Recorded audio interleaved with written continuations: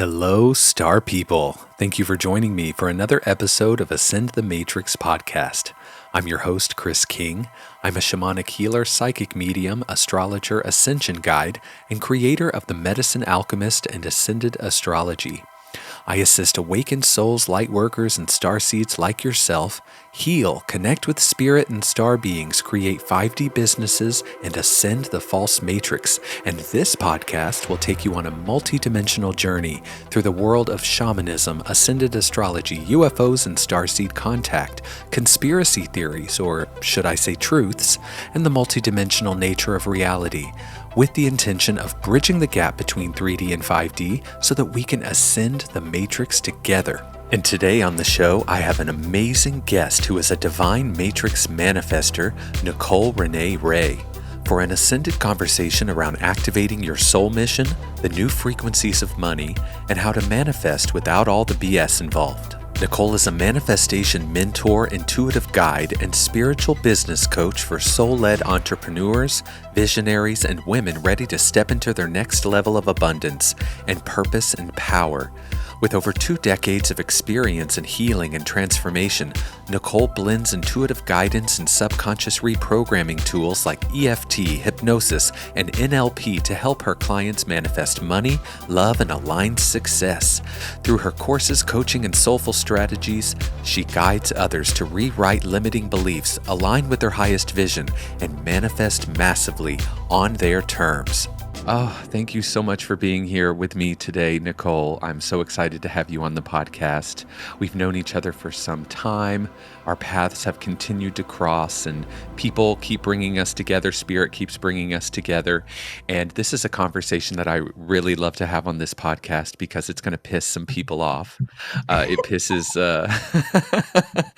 only because there's a lot of Aquarius energy happening in this conversation, okay? And that's always going to cause a little commotion.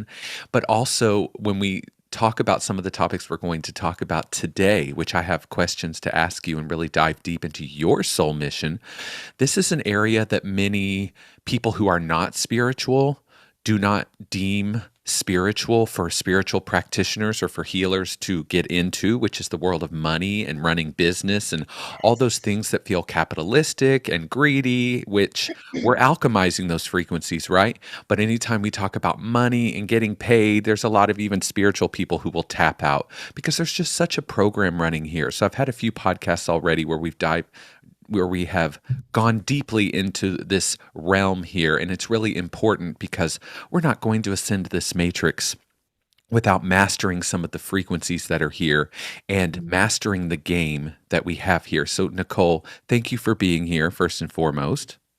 Thank you for having me. It's such an honor. I'm so excited to have this conversation. Yeah, and I'm so excited to share you with my audience and let them know what's going on with you and the work that you do. So tell me what's going on with you in your world right now. We've known each other for several years, and your work has evolved just as mine has. But tell my audience what you do and what your soul mission is. Yeah. Well, it started young and really like at the soul core purpose of what I do is really about manifestation. It's about conscious creation. It's about supporting humans, light workers, mystics, spiritual people, into that awakening, that higher consciousness, and being able to master causing and creating the reality that they desire, the desires that they have.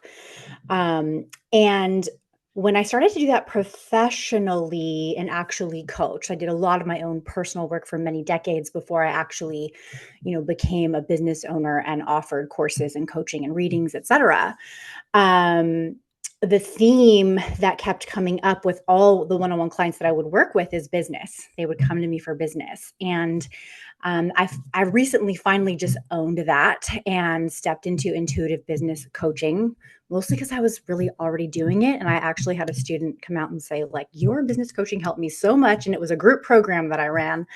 And yeah, so when I work with people one-on-one, Primarily, it's bringing a vision, a desire, a dream of a business that they have to life and putting all those pieces together. And in those containers, I work in 3 areas, and that's in the subconscious programming, as you well know, the actual strategy pieces, and then the spirituality, having that real purposeful alignment and contribution. And then I also do readings because I've always been an intuitive. I'm an Akashic Records reader. And so I incorporate intuitive business reading and Akashic abundance reading, tapping into the records for abundance expansion. And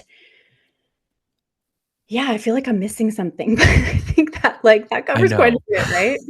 I'm like, what else do I do?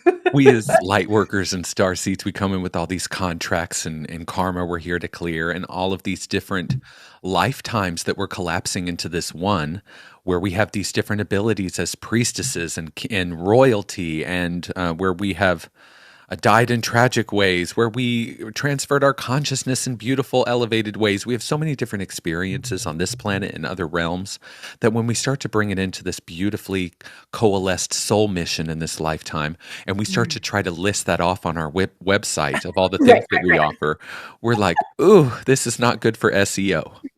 Okay. you know So true. and then when we mention SEO and that sort of thing, we start to lose people. And here in this realm of duality, this 3D matrix, everything's black or white, good or bad, there, not there. And so we have this program running around what being spiritual means, which is super old and it's still there. It comes from our religion. It also comes from the time of Buddha, where you begged people, give me food and I'll teach you these enlightened spiritual things I downloaded under a tree. Well, those days are done, but also I think a lot of the mystics right now can really feel where we're headed in 5D. They can really feel that Lemurian consciousness that was fifth dimensional on this planet and how everything worked in synchronicity and was true abundance. And I just have Mm. to let everyone know that we're not quite there yet. So, in that time, we, energies like us, are creating bridges for people to get there. And some of those bridges would mean, okay, I understand that there may not be dollar bills with Illuminati satanic symbols all over them, like we have in the US, in the fifth dimension or in the time of Lemuria. We get that. But while it is still a massively programmed game that we're in right now, can we play the game a little bit while we're hacking it? That's the feeling I keep getting from spirit. Take the path of least resistance. So it feels like to me in your process, we went down the road of being witches and psychics. We did the whole thing where we were really developing ourselves and wanted to do something magical and something that the whole collective wasn't doing, those regular 9 to 5 jobs or business coaching. How boring does that sound, right?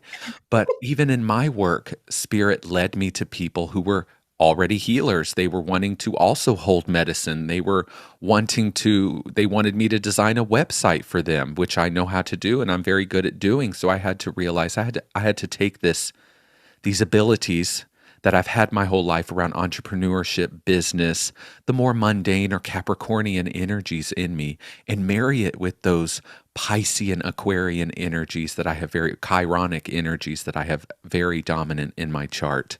And it feels Mm. like Spirit had you do that as well. Yeah, I definitely I see that in you. I see the integration, and that's the word that keeps coming up, where Mm, we are yeah. taking those gifts from those higher realms, from those past lives, those knowings, those codes that are within us, and then how do you translate and communicate that in this world, the way that it is set up? Um, yeah. And there is like, I don't know if you experience this, but there is a natural flow to it. I Yeah. think that those that struggle, um, there's usually, in my experience and in my own, definitely, like I had to really remove a lot of self-doubt. I had to remove a Ooh. lot of the programming that was put in order for me, like with all of that set aside, to then be able to really truly be in who I am and what I have to offer. And then with ease, and it's always a process, there's always growth, but with ease, be able to communicate that, to give that, and to express that. Yeah, I definitely feel that in my process, there was already so much self-doubt around giving a reading and stuff coming through, showing up to a shamanic ceremony and feeling like such an imposter for growing up in a suburban neighborhood. And who am I holding these sacred medicines?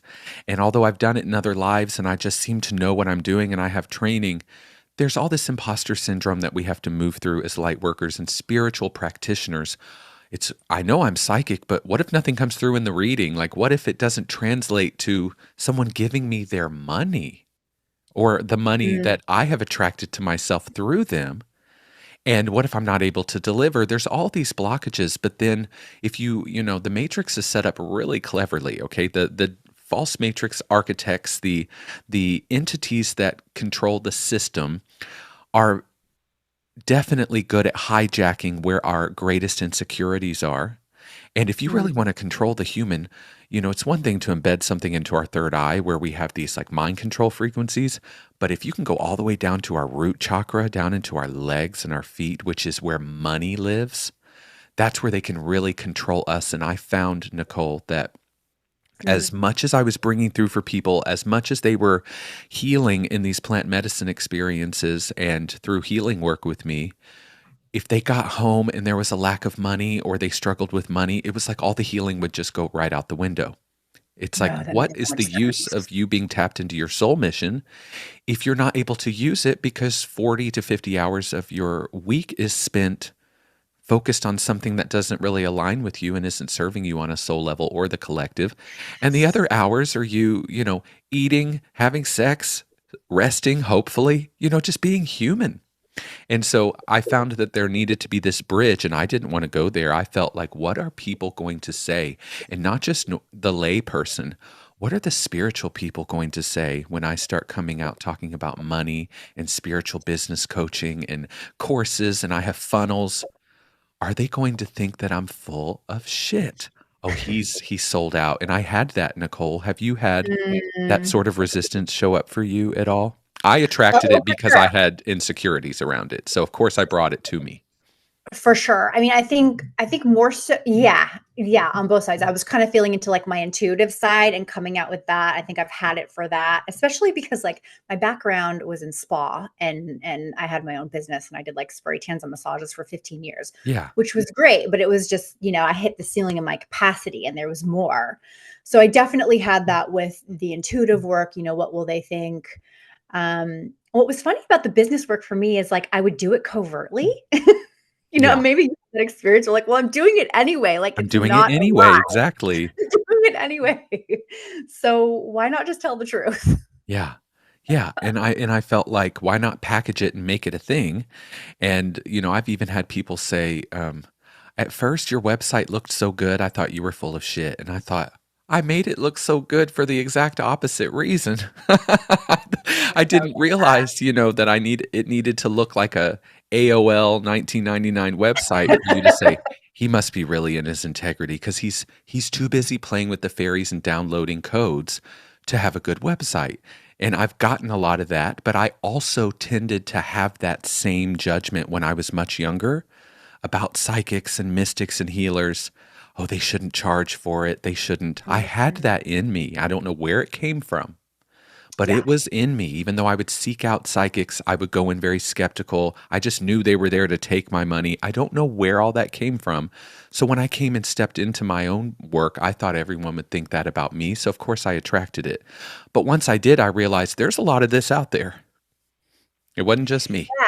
It's interesting. I think that somehow correlates with the people pleaser and like those healers and intuitives and mystics that want to be liked, want to be accepted. Most of the time we're outcasts or have been. And so we want to be liked, we want to be accepted. And then here we're stepping into our gifts and we want to run a business. And then it's like I mean, this was a huge growth spurt for me of really looking at like, oh my gosh, like I love being nice and I love being liked. Like I just, and like as like for my business as the entity that it is, like that way of being doesn't work.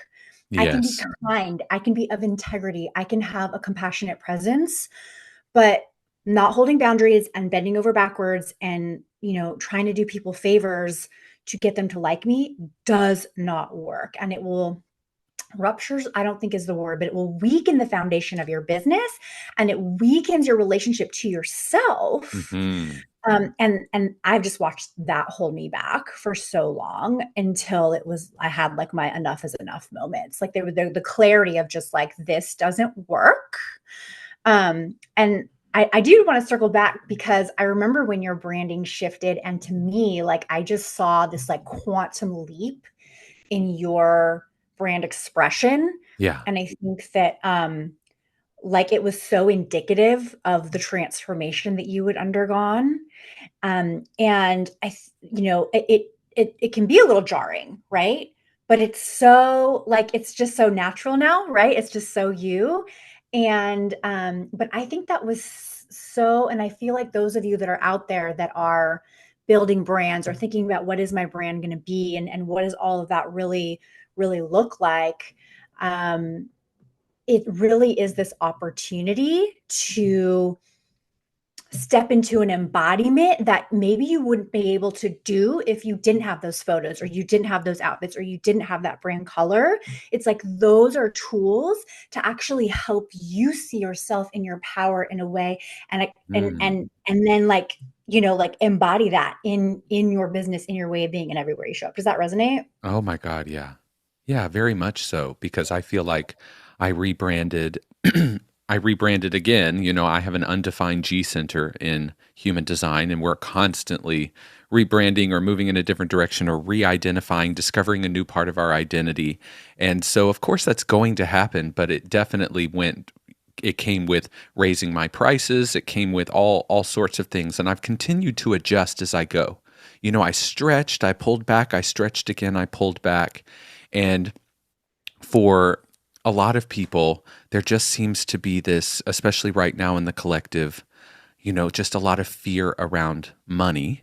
And Spirit keeps telling me there is so much money available. And it's not just for the billionaires. There's so much money out there, but they are embedding frequencies right now and the media and the powers that be are creating a culture of scarcity so that we give more of the money to the things that are very Saturnian, the bills Mm, and the things that will make us money back, and less to spiritual practitioners, less to our healing work, less to the things that will fill us on a soul level.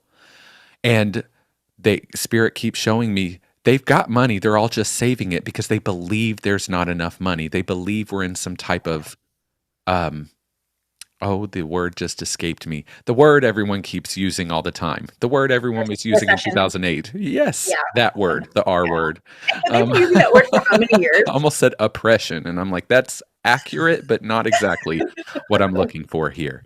So it has been it's been quite a wild ride as a spiritual practitioner. And as we speak, Nicole, Saturn and Neptune, I just spoke about this on my most recent podcast with Amy Belair, but Saturn and Neptune are forming a conjunction to each other. And that only happens every, close to 40 years.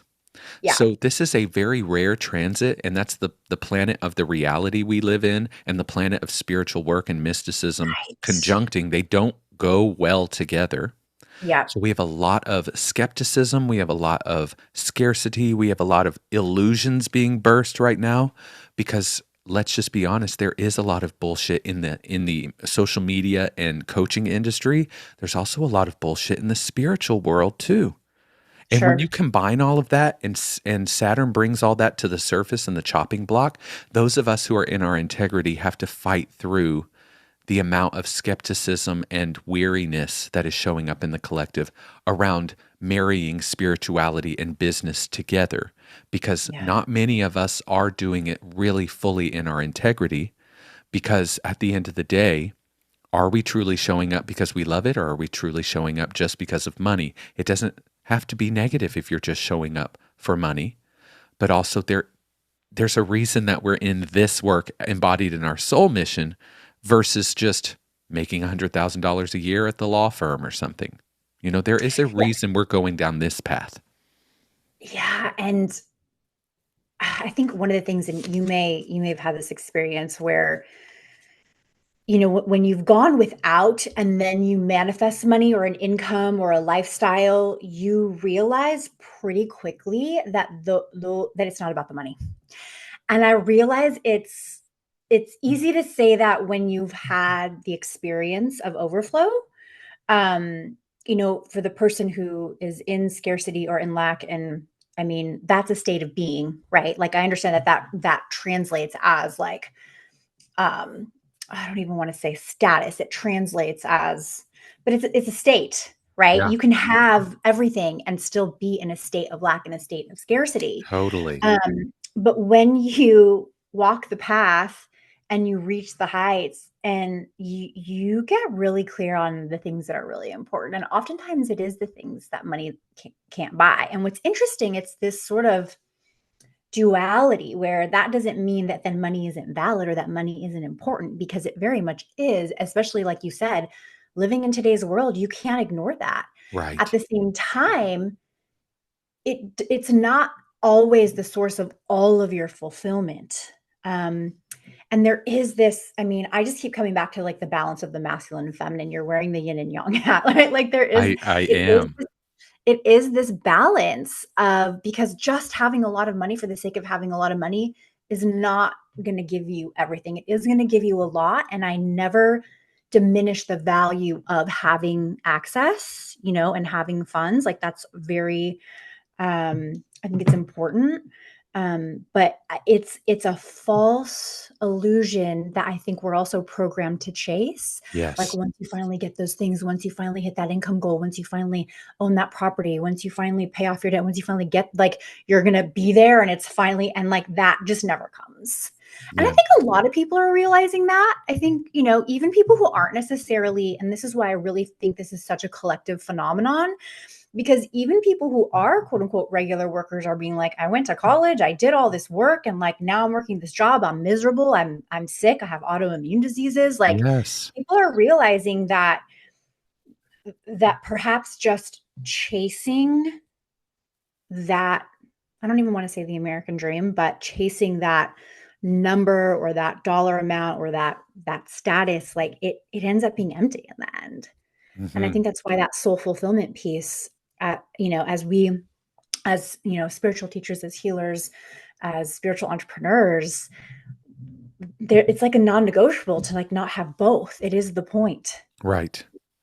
Yeah. It's the bridge. We're having this conversation, but also we have manifested uh, more than, let's say, the average person. Okay. We've mastered certain things. I've definitely made more money than I've ever made in the past few years, and I continue to do so. And and I'll be honest, there's still times where I'm like, when's the other shoe going to drop? How does it keep happening? I know I keep doing the work, but also, wow, I'm so grateful. But also, I come from people who are very modest, from Louisville, Kentucky, okay, who, when I moved out here to California, my mother called me and said, I wish you would have let me know that you were moving to California. I would have tried to stop you. And I said, why? I never hear from you. Why would you try to stop me? And she was like, well, it's so expensive out there. It doesn't matter if I'm moving to Mount Shasta and that's where my heart is and there's all this fulfillment and the type of business I do will do better out here. None of that. It's just about you're going to struggle. And I said, Mom, what if I can afford it? Mm. Ooh, and she had nothing to say. And I thought, I can't even communicate to this person on this level, because then there'll be this, I was always shamed in my family as as a star seed. I was always the black sheep, the manifester, the disruptor. And they always told me I thought I was better than them. When I went to the performing arts high school in Louisville, you think you're better. So I had all of this programming coming into all of this around what it would mean to surpass what my parents made and what they created for me, and surpass the goals that I originally had for myself. But I can tell you, once you do move past all of that and you do manifest it, like you said, you do come to the realization that the money's not really what I wanted. It was the things. It was the feelings, And so I've really had to come to terms with we I could not master certain aspects of this matrix without mastering this money thing, which I'm still doing. I'm still trying to master it because at the end of the day, we sort of have to have it. So it's not a game I can fully just transcend at this exact moment. But Mm. the next step of it would be to have overflow or to have an abundance of it. And from that ease and from that peace and that abundant state, I was able to have the calm nervous system and the Mhm. space energetically to tap into what I really want and why I want it. And where a lot of people are still trying to get out of survival mode. Okay. Yeah. And that's what I really feel called, Nicole, is to help light workers and starseeds get out of survival mode so that they can download these packets of information like I've been able Yeah. to do. I don't have to be at work every day. I don't have to be somewhere at a certain time. If at 2 a.m, Spirit wants to come and download a new form of astrology into my body and I can't sleep all night, it's okay. Right? Mm. And people listening might say, well, that's really good for you, isn't it? And I'm like, honey, I've been homeless. I have been shaking in the middle of the night, afraid I was going to be evicted before. I've done it. Don't you see on my soul mission path, I've done the whole spectrum. Yeah. And I can definitely tell you, doing the work around money or saying to myself, it is okay to invest in a business coach. It is okay to make lots of money. It is okay to raise my prices and look at my one-to-one energy or my energy that people are having access to as sacred or a platinum level service. It is okay. Okay. It was Mm. something I had to master to get where I am now, which is this much more balanced place. And you keep talking about the masculine and feminine. I Yeah. have either been very strongly in my feminine or very strongly in my masculine, and now I'm getting to a point where we're balancing the two. Yeah. And that's where I feel the key is as well, is that balance. Yes. I mean, I feel like what I feel called to say is like, isn't that why we do the healing work that we do so that we can build some mastery around our nervous systems and on command create a state of peace regardless of circumstance, because it's only from that state of peace that we really can truly magnetize and overcome and transcend. Yeah. If we are triggered in that survival state to the point to where our frontal cortex in our brain is not working, so we don't have those higher functioning thinkings, thought process, intuition, all of that available to us, because we're in that limbic like body response, which to me, when I really think about survival, it really is you really are cut off from possibility and from in a way, higher guidance. Because if you're just in that survival state and you're in that contracted state, then it feels like there's nothing else that's possible for you. And that's where that like hamster wheel, like keep doing the same thing over and over again, that pattern starts to happen.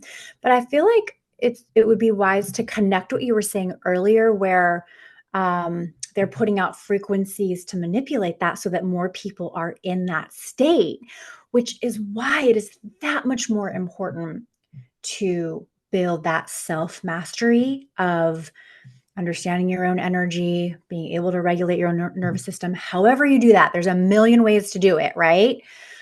Because that is where, when you can achieve that state, where your higher guidance comes through, where you're able to receive those nudges, where you're able to open to like, oh, wait a minute, I don't have to do it the way that I was told. I don't have to do it. That's where possibility gets to enter. Yeah, and I'm curious what I'm feeling right now is I agree with everything you're saying about the space it creates and the um you know I'm very much someone who's compassionate to the world. Like when I went to Bali last year, the poverty, the trash everywhere, it's a beautiful place. The energy there Mm, called to me. It's calling me back again, and so I'm going again next year.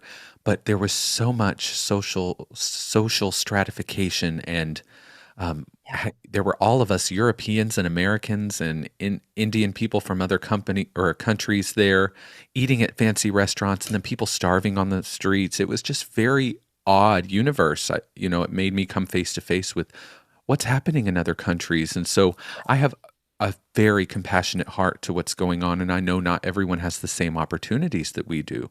I do also Yeah. believe that we chose certain incarnations that would have lots of trauma as light workers and starseeds, but also have lots of opportunities to transcend that trauma.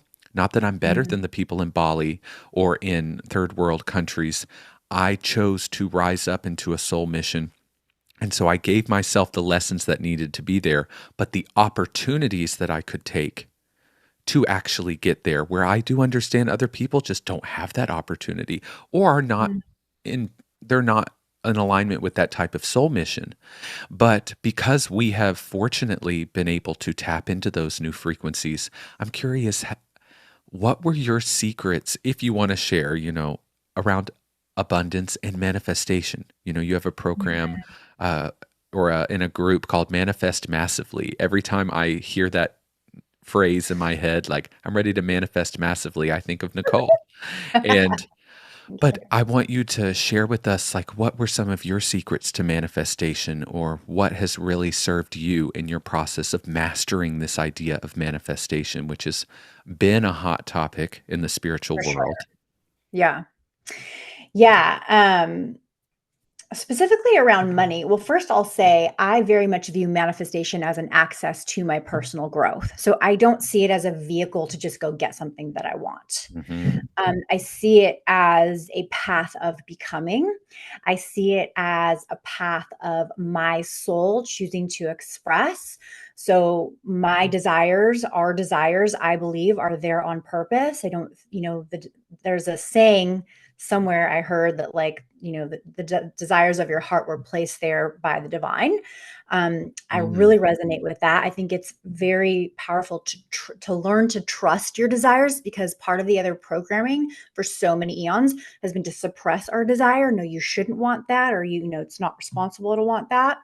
And so the path of allowing myself to want what I want, allowing my desires to be expressed, allowing them to be dreamed about and thought of, and time spent with them, right? Just that in and of itself is its own healing process. And then as I take that further and I bring the power of belief and the power of faith, which I think right now, like the trend in manifestation, like you hear a lot about like neuroscience and neuroplasticity, and I love that, and it's great, and I love that like science has entered the equation. But there's also a part of me that's like, yeah, but it's always been that. It's not like when we right, were talking about the 555 method, neuroplasticity wasn't in play. It's just that the neuroscientists weren't talking about it yet. right. So Yeah. like it's always been palpable and powerful.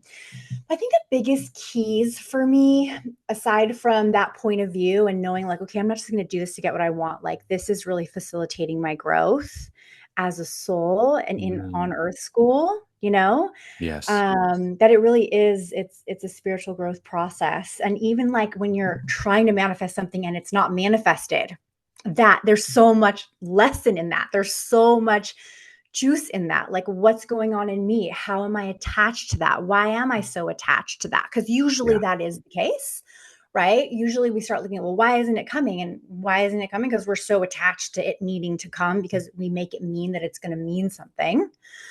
Um, And that so pisses me off.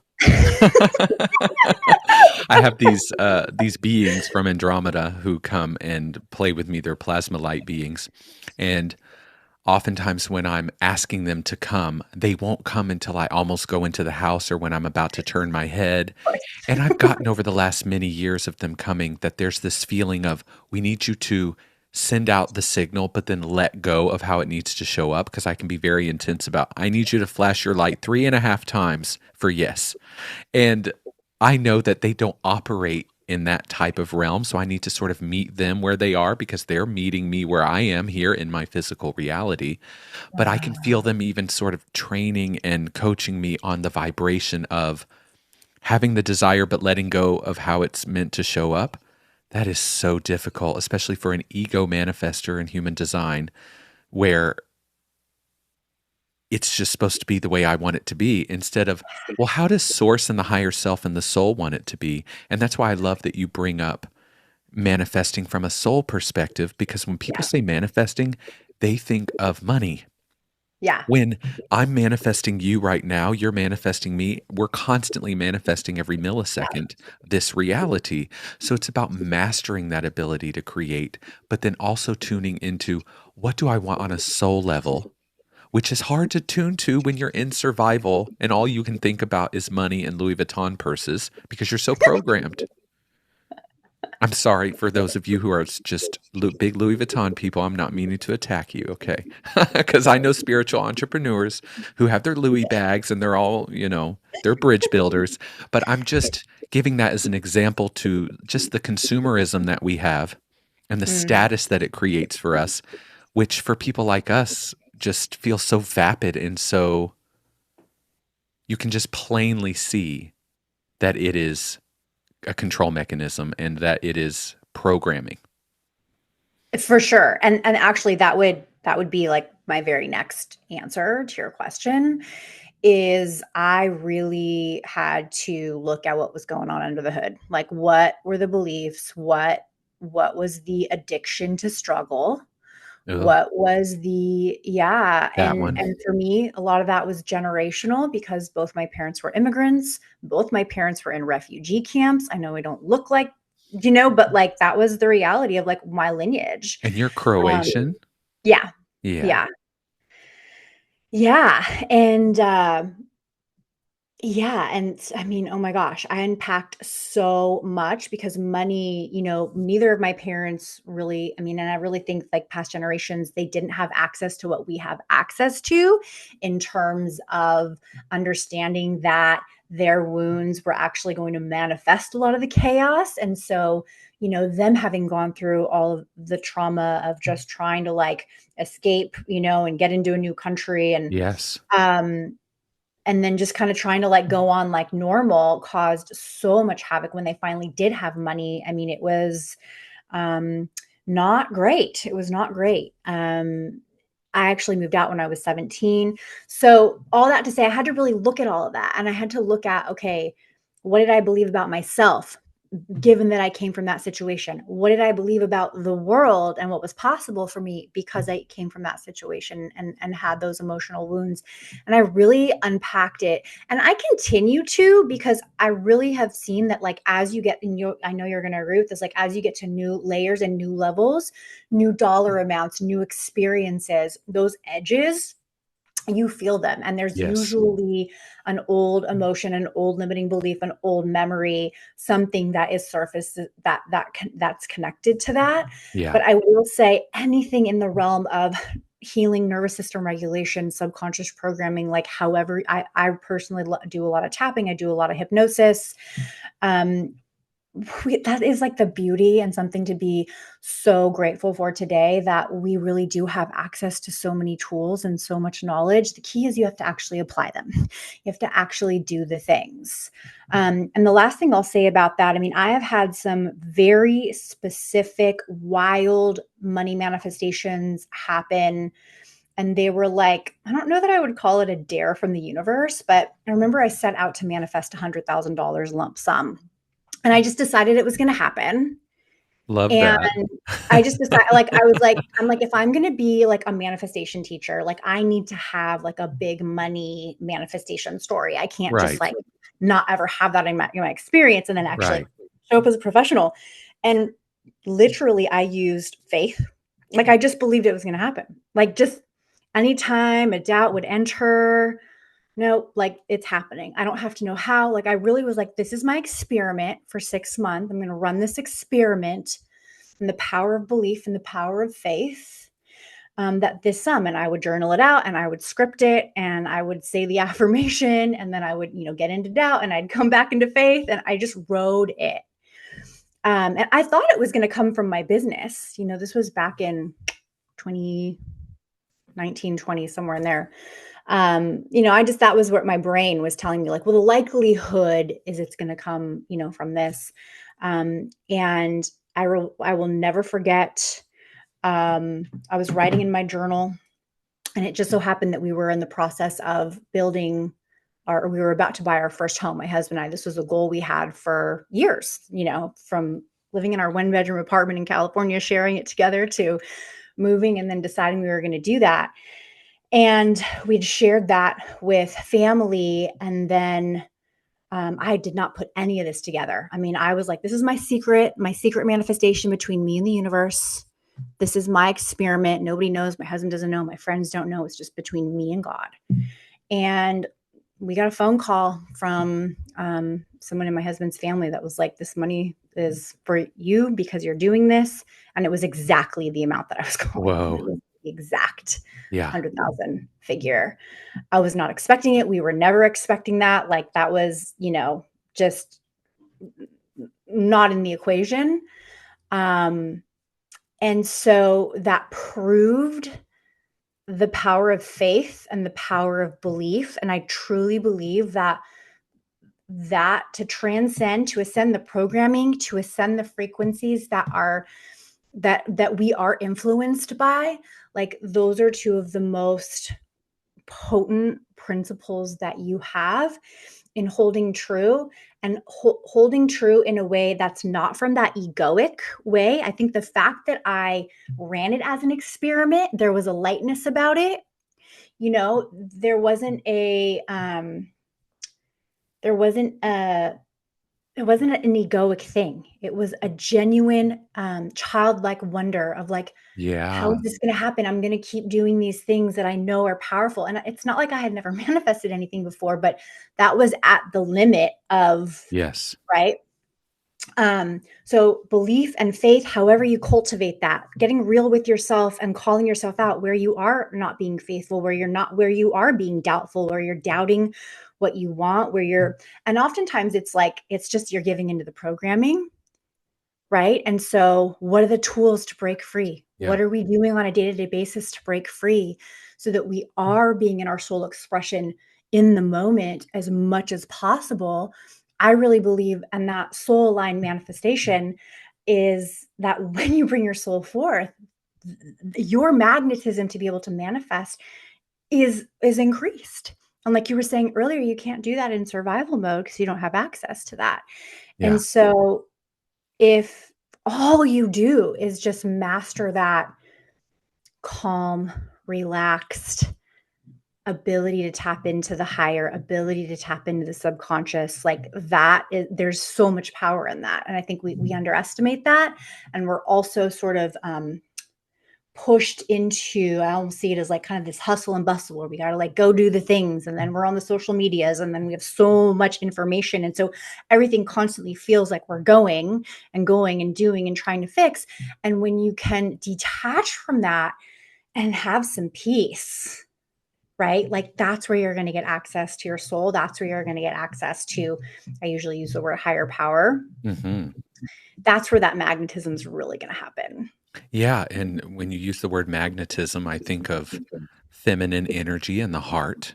And so, but there was something electrical that came through you as well. And when you talked about the childlike wonder, it was about just getting into that innocent state, that divine state of play and fun, which are those higher states of magnetic energy. It vibrates faster. And we keep talking about masculine and feminine energies. It feels like you had to have this faith and then go after it. There was something masculine there, like taking a risk, like the Fool card in the tarot deck. But also, as you manifested things, as the ceiling lifted or heightened, the higher the tree goes, the deeper the roots go. So of course, the higher up we go, the deeper into our stuff and our trauma and our family lineage will come to the surface, but also the more you believe. So, because in my process, there was lots of times where I took risks and had faith, but I was shitting myself the whole time. Okay. So although I had faith, I'm like, my body and my parents that lived in my body did not have faith in it. Okay. It wasn't just me not having faith. It was my whole family line. Okay. So I cut myself some slack for it, but I also took the chances because doesn't the universe reward bravery?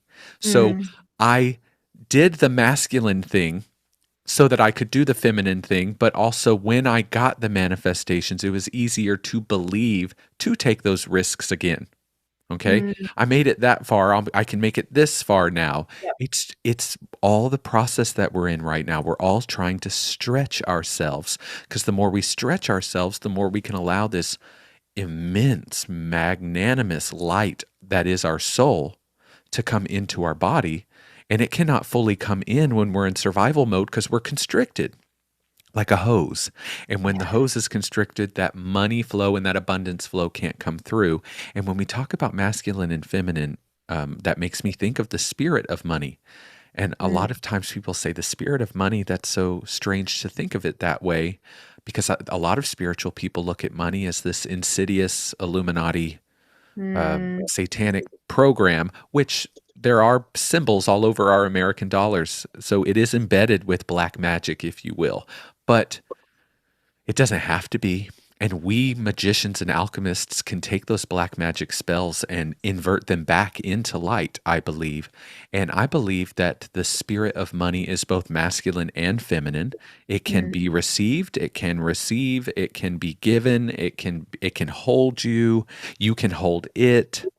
What is your feeling around the spirit of money and your relationship with money now that you have done all of this work and this has become your soul mission? How has your relationship with money changed? And what is the spirit of money to you? Mm. Well, I mean, I think you described the spirit of money beautifully, like that there is it's androgynous, it's neutral, um, and it's an amplifier, Mhm. so the more you get, the more you're going to see of what you already are. Yeah, I really do see it as an amplifier.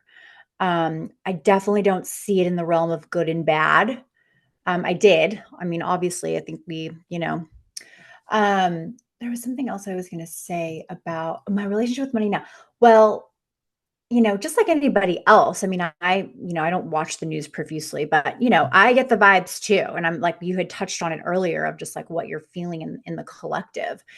And yet I mean, just today I was driving around and I remembered this thought and this way, um, where like money is everywhere. Like money is literally everywhere all the freaking time. And it's like you just drive down the street and all of the cars and all of the bank accounts and all of the incomes and all of the wallets and all of the money for the cars and the money for the streets and the money for the electric poles and the banks and the shop, like their money is everywhere all the time. And I don't think we think of it that way, right? So we think that it's not plenty, it's not around, we have to work hard for it, and we have all of those programs. And yet the reality is like literally it's everywhere, it's in all the things. it is growing on trees. I mean, it might as well be. Literally, it's made of paper. Yes, exactly. um, so for me, that taps me into, okay, well, what is the ultimate truth? Well, the ultimate truth is that money is abundant, right? That abundance is truth. Abundance and infinity and infinite supply is at the foundation of the fabric of our existence. And it is our separation from it that allows us to not experience it.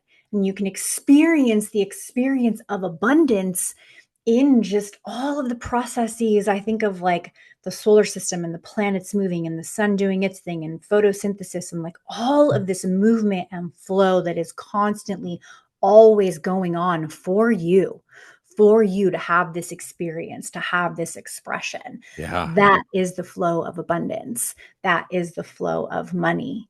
And oftentimes it's really just a matter of just tapping into that where we can then get in the flow versus in that like mental separation of like, but it's not showing up in my bank account or it's not in my, and I got to work this job. And that's all just mental mess. And I don't mean to diminish those that are having that experience. But what I mean to is to point to the distinction and to go back to that bridge analogy, right? Where like there is a bridge to actually experiencing abundance now. And while I understand it can be a challenge when we are experiencing struggle or scarcity or we're triggered by any of that, that it can be a challenge to actually go experience those new feelings. That is the path, because when you allow yourself to walk the path, to detach and step into some of those good, juicy, flowy feelings, that is the path of flow. That is where you're going to find the idea. That is where the opportunities are going to come in. That is where that magnetism is going to show up. Does that make sense? Oh, absolutely. And I feel like as we're talking about money, there's something we're here to transcend. We chose to come into a matrix that was very dense and heal trauma, heal programming, heal relationship programming. You know, as someone like myself, I don't really identify as male. I've always struggled, but also now just have to dance in this realm, you know, very yin yang, this sort of masculine and feminine thing happening within me. I feel very dual gender. So even my relationship with money and the way I operate with my manifestation abilities is different than people who are really embodied in their masculine and really embodied in their feminine in the work that I feel. And there's something that we've all come in to work on. And some of us, I believe, are here to retemplate abundance and master the money code so that we could retemplate it. How can we retemplate it if we don't master it, you know? And people say, but I see us moving into the fifth dimension where there is no money. Yeah. Or it's just gold, or it's just crypto where we manifest money out of thin air. You know, crypto has dark energy in it, but also just like anything AI or technological, it can be alchemized by us and used in incredible ways. And crypto literally is the expression or the physical expression that we have now of manifesting money out of thin air. You can't ever even put your hands on it. It's all ethereal. There's even a coin called Ethereum. So I feel like as we're moving forward, we are moving toward that state, but we can't fully let go of that. And there are realities that exist without that, where everything just is abundance without this exchange of abundance or this middleman, for a lack of a better term, that I'm calling money, where I have to get the dollar to get the thing instead of just having the thing or just having the thing and giving it to you. There's this it's just what the false matrix does, is makes everything very complicated to distract us. Okay. And to tune out of the false matrix for a moment and this frequency of money, you talked about the Akashic records earlier and the abundance around that, and like abundance frequencies or abundance codes. I can't remember exactly the term that you used. Yeah. Akashic abundance. It's one of the Yes. Talk to me a little bit about that, because I want to know if you are able to see in the Akashic records someone's ability to hold levels of abundance, or if they've got blockages from other lives or records For there. sure. Oh, absolutely. I mean, and they come through like, you know how that is. Because unblocking, I believe, is part of our soul mission. This is just what I see, that we come here, we come from this totally expanded state into the density of this dimension. And those blocks really actually become your gifts. And so when you unlock them, when you see them, when you heal them, you heal generations past, you heal generations forward. And then you free up what you're able to channel and experience in this lifetime. Yeah. And so oftentimes I'm able to pull through like very specific blocks, usually in the form of a limiting belief, a past experience, a past life, a suppression of some kind. And those record keepers, like, they want you to have that information. Like, if you ask for it, they want you to have that information because they understand it's part of your ascension. They understand it's part of your lifetime here. And just if there's anything else about that. And oftentimes it's also the pathway through. It's like, well, here's the block, and then what's possible with this healed. So a lot can come through in accessing those higher realms. Do you ever find in the Akashic records, like, this is going to sound really mundane, but I'm just being very plain here, okay?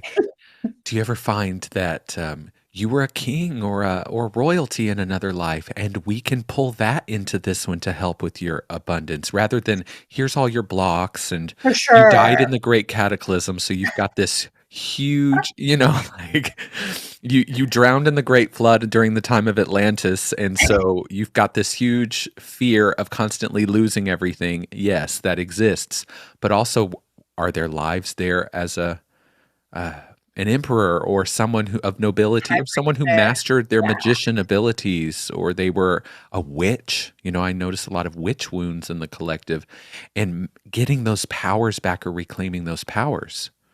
for sure. For sure. Yeah. And for me, like, I don't usually vividly see the full past life. Like, it will be very pinpointed. Like, that's my experience when I read. Um, and yeah, the way that I see it is like the influence of possibility, right? Like, so what is the influence? What is the code? What are the, oh my gosh, I'm not thinking of the word. I almost want to say like light filaments, like Yeah. what's already actually in your field that you can actually activate and access. Yeah. I feel like just about anybody I read for, there's something dormant that's not been activated that they can then utilize. Yeah.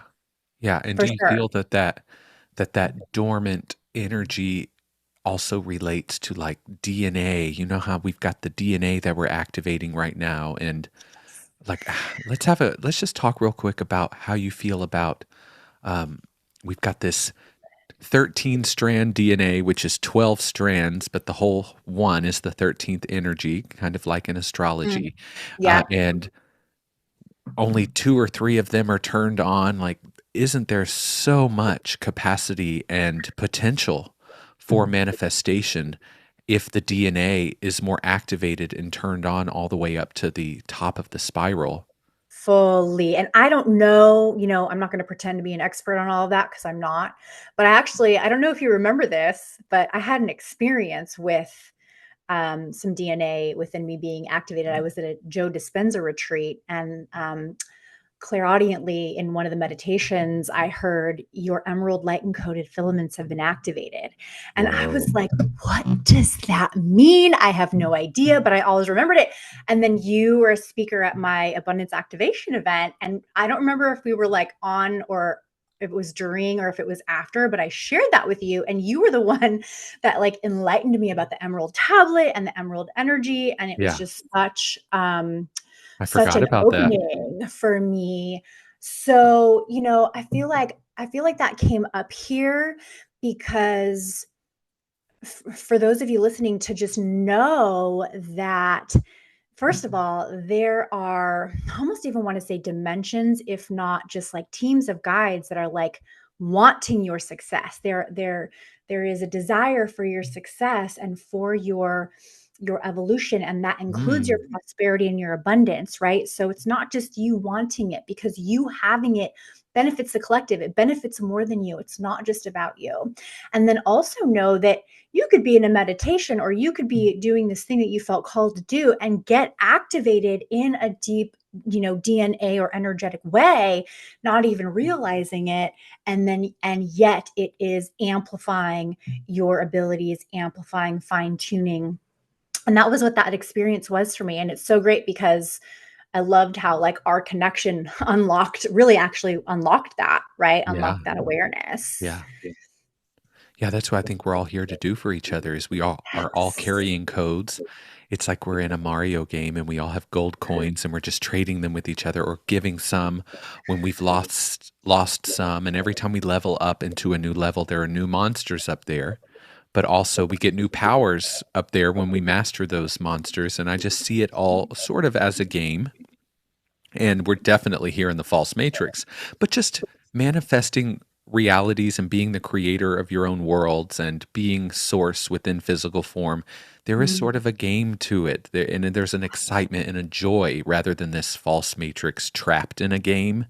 There is this traveling back, leveling up to get back to just being source, being the all, and the mm, all is infinitely abundant.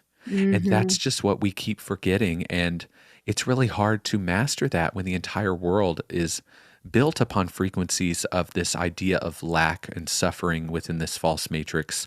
And so we're constantly swimming upstream, and it is quite the task and responsibility to be the Aquarian energy or the sacred disruptor or the one who says, nope, I'm not going to go down that path. Even as a spiritual entrepreneur, to circle back to the beginning of the conversation, I'm not going to charge $30 for an hour reading because I think that's what spiritual people do. Okay? Mm. Because I need to protect my energy and I need to make sure that I'm able to keep doing this work. And so it's about self-worth, it's about self-mastery. It's also about understanding that you receiving $100,000 doesn't take $100,000 away from someone else. Mm-mm. And a lot of people were just not fully locked into that. And I used to read the Abraham books and go to the conferences and have the exercises I would do in the back of the book, and nothing really shifted for me. It wasn't until plant medicine came along, until I started healing myself and allowing more and had my awakening and allowing more of the light of the soul to come in, where I was naturally led into all of that. And sometimes it was just making choices. It was making choices to believe and to take the risk and to raise the price. So there was something feminine happening there, but also there was something masculine happening too. There were choices being made, but there was also states of being that I was reaching where I could just receive that. Mm. Yeah. It's beautiful. Is there anything you want to share with us? Anything that's Yeah, on I your heart feel that we really need to share? called to say this Yes. actually. So, if you are a spiritual entrepreneur listening and you're not making the money that you want to make, I have this message for you that your revenue is not the only measure of your success. Mm. And if you are only looking at your revenue as the thing that's making you successful or not, there's so much that you're missing. There's so much more that is actually happening when you're building a spiritual brand.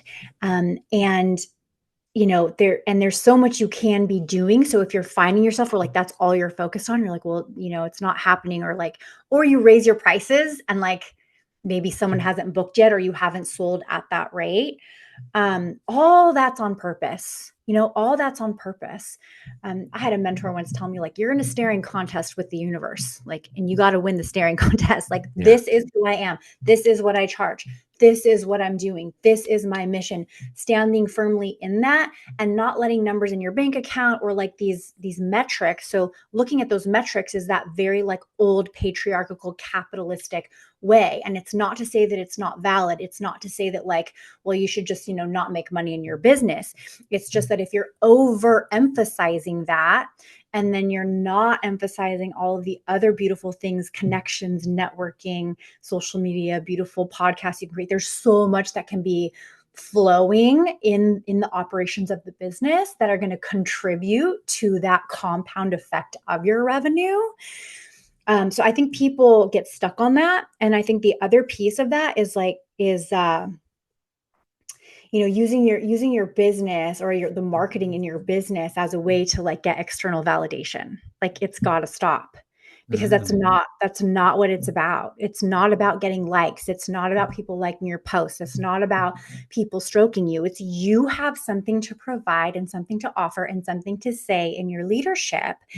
And it's up to you to express that and stand firmly in that. And if you feel wobbly, then keep doing it until it feels firm. And that's just such like, there's so much growth available in this path of deciding that you're going to take your gift or you're going to take your mission or your purpose and then turn it into a profit generating system, a business, something that both serves and supports you. Yeah. And if you're willing to look at things differently, if you're willing to give up some of the old, if you're willing to, I will also say this, sometimes we're too feminine in the creativity of our business and we don't have the structures. We need the masculine energy structure of whether it's a schedule or whatever actually gives you the structure so that feminine creative energy can flow. So there's pieces of that. Those all just felt really like that they needed to come forward in the conversation, because if you are listening to this and you're like, I'm a healer, this is my conversation, these are my people, like, and you're dealing with any of that, they're just like such big golden nuggets. Yeah, I appreciate you saying all of that. And there were some aha moments for me, or some reminders as well.